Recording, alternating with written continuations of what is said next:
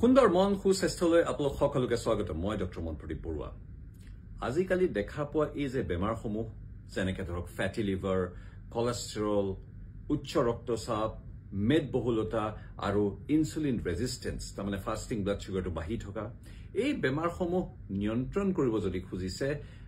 বা নোহোৱা কৰিব যদি বিচাৰিছে তেতিয়া হলে কিন্তু ডাক্তৰে জসা পিল খালেই নহব আপোনালোকক লাগিব লগতে লাইফষ্টাইল মডিফিকেশন আৰু লাইফষ্টাইল মডিফিকেশন মানে জীৱন ধাৰণ শৈলী পৰিৱৰ্তন এনে এটা খুব পাৱাৰফুল টেকনিক যিটোৰে আপুনি এই বেমাৰসমূহ নোহোৱা কৰিব পাৰিব এটা উদাহৰণ দিও আজি দুদিনমান আগতে মই এজন ব্যক্তি লগ পালো 55 বছৰীয়া তেওঁ ৰিসেন্টলি এটা হাফ মাৰাথন দৌৰিছে তাৰমানে প্ৰায় 14 কিলোমিটাৰ মান দৌৰিছে 1 ঘণ্টা 25 মিনিটত তেওঁৰ ফিটনেস দেখি তেওঁৰ স্বাস্থ্য দেখি মই তাজ্জুব মানিলো আৰু তেওঁ ওচৰলৈ গৈ খুদিলো যে আপোনাৰ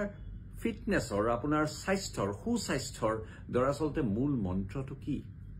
তেওঁ মোক আচৰিত কেইটামান কথা ক'লে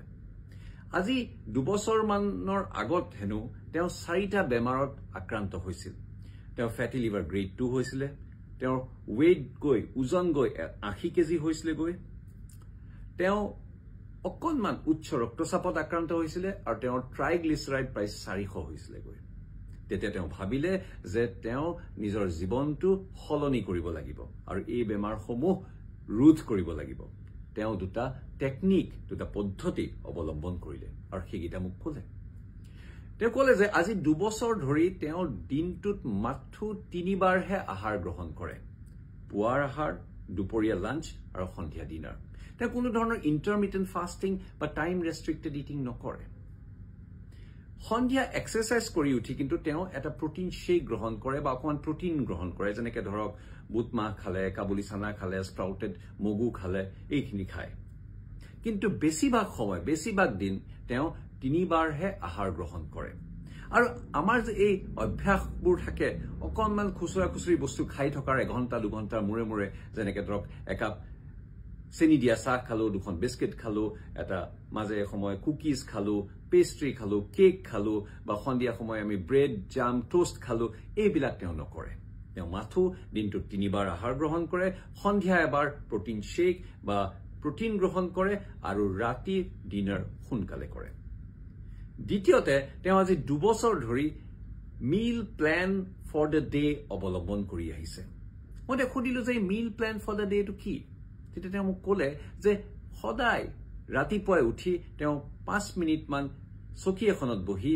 নিৰ্ধাৰিত কৰে যে তেওঁ দিনটোলৈ কি খাব কিমান পৰিমাণত খাব আৰু কোনটো সময়ত খাব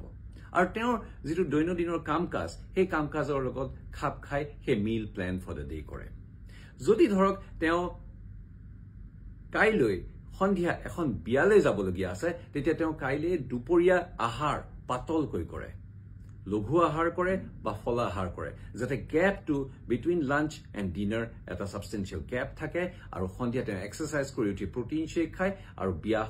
বিয়াখনলৈ তেওঁ যাব পাৰে তেওঁ কেতিয়াও